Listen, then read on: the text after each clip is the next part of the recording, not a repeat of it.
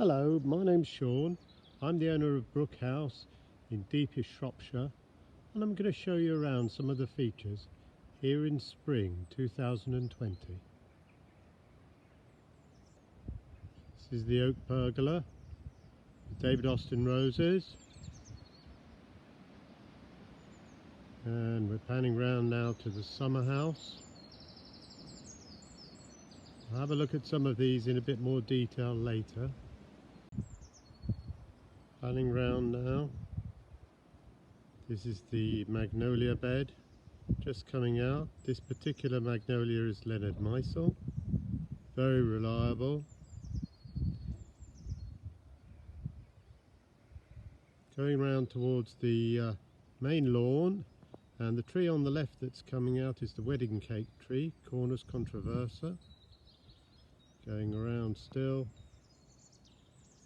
and then we come to the vegetable garden behind there. Again, we'll look later. This is one of two rivers which adjoin the property. This is the River Strine, the smallest of the two rivers. It's really more of a brook.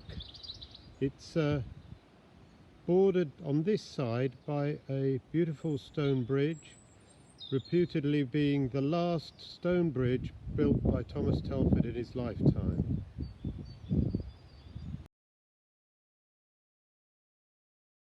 Still by the River Strine, a small waterfall under this little footbridge, which used to be the old footpath across Forton and into the estate over the road.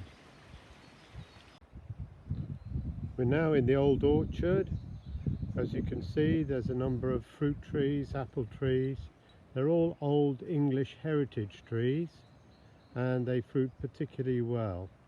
The one that you can see just to your left on the screen is Ashmead's Kernel, which is considered to be the Rolls-Royce of apples.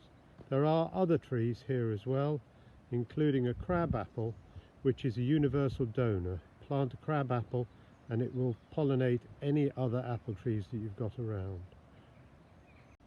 Some of the greenhouses at Brook House, and then we just go past the chickens. And more greenhouses there where we do the propagating, cuttings, seeds and everything for the garden.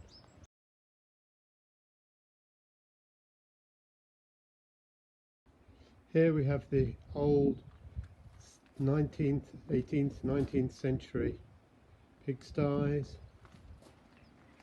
Of course, Brook House was a thriving farm at one time. And here are the stables.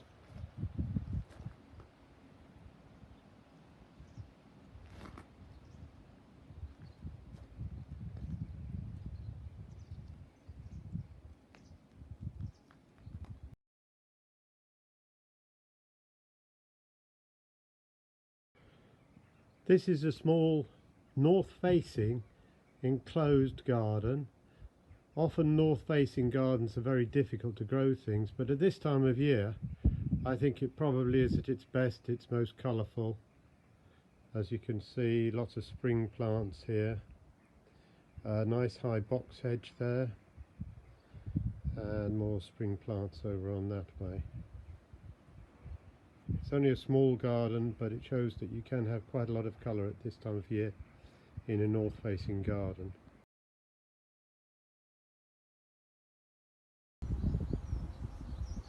It's a sure sign that spring is well on its way when you see this plum tree absolutely covered in blossom. It's a Victoria plum, and we'll be eating those plums in the autumn.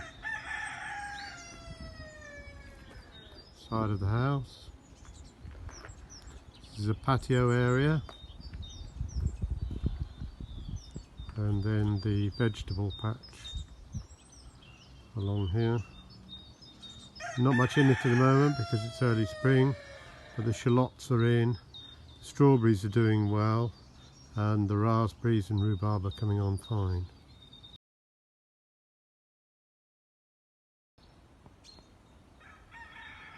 Okay, so now I'm going to take you through the oak pergola, and we're going to go on our way to see the very old mill.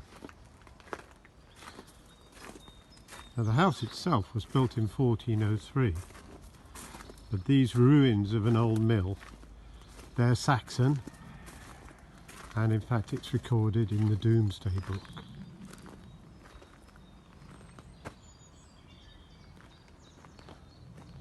It was in fact a hemp mill, and hemp was grown in this area, and it had two wheels.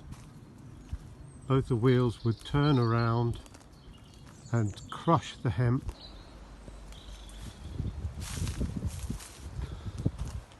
As I say, the old mill was a Saxon mill, and in a previous video you'll have seen it from above with the drone. So now we're actually going to go inside.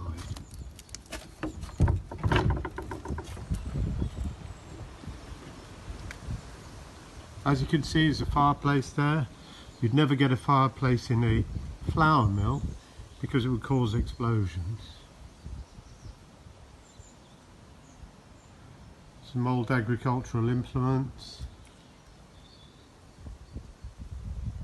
And it's a nice place to sit in the summer. It's very cool here.